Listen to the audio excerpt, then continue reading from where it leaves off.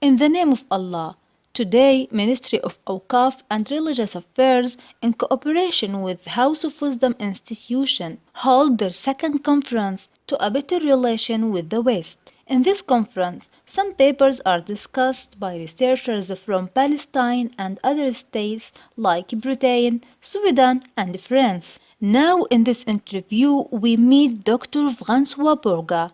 He's a senior researcher at the French National Center for Scientific Research from France. Also, he's invited to this conference to share his paper and discuss it, which is about the political Islam.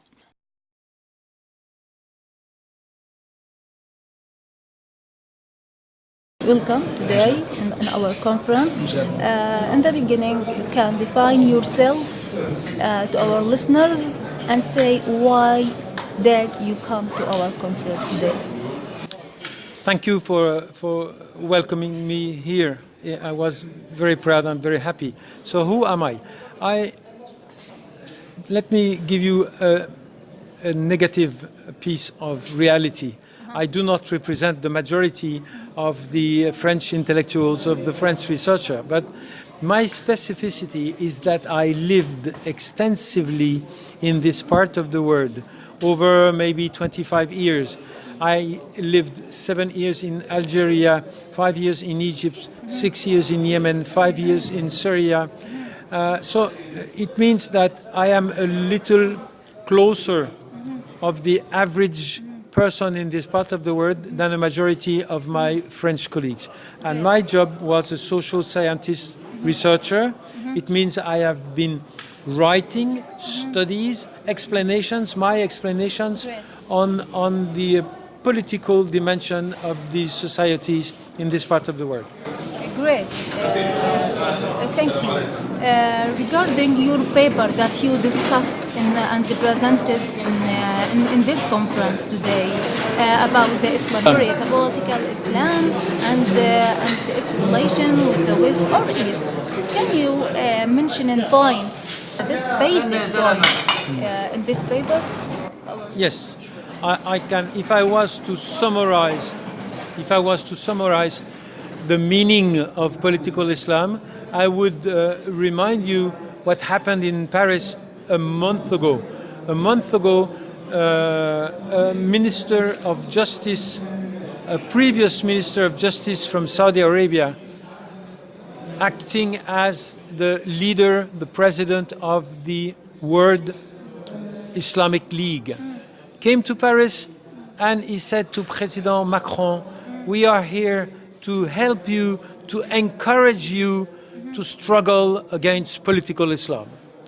So, you know, the understanding of political Islam has two dimensions. One is academic, it is complexity, it is history, it is diversity. This word no longer means something very specific, because under the label of political Islam, you have Rashid Ghanouchi, you have Abu Bakr al-Baghdadi, you have Asalib Mukhtalifa, you have samples, okay? But the cheap understanding which is used in the media nowadays, not only in the West, also in some Arab countries, has become an insult. When you want to deprive someone of its legitimacy as a political activist, you say he is an Islamist.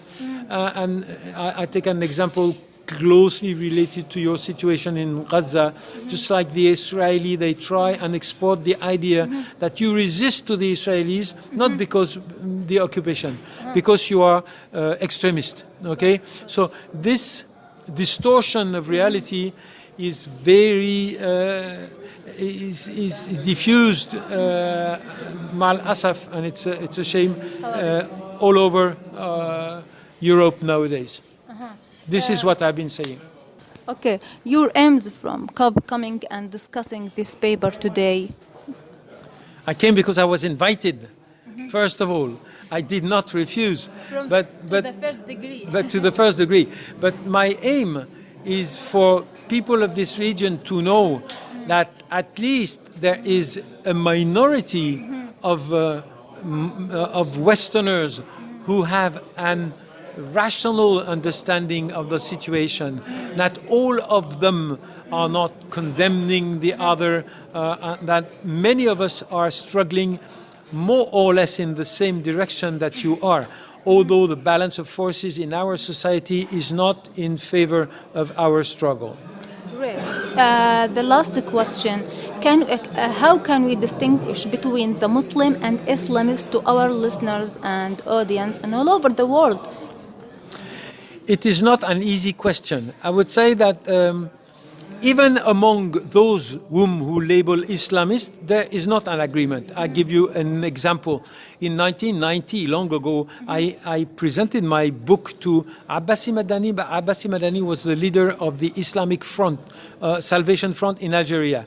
And he said, Francois, we are not Islamists, we are Muslims only. Okay, then I moved and I presented the book to Rashid al-Ghannouchi, his neighbor, and he said, yes, we appreciate that we segregate between the regular citizen who does not emphasize the importance of his religious belonging and the other who does. So, there is no scientific answer. I think that what is important is that we do not criminalize the entire Islamist generation, because if we do so, if you go to Yemen and you see the landscape of the crisis in Yemen, they are all Islamist. I mean, so then we would have to criminalize the entire political sphere. So what we need is an academic point of view. It takes time. We must emphasize diversity between all the trends and not accept these shortcuts which are used not only by the West, which are used by some Arab regimes.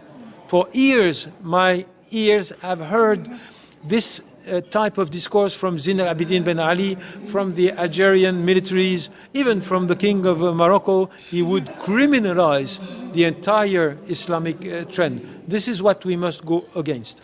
Great saying. The last message, would you mind giving us a message to anyone want to know their best relation with the West according to the title of the conference?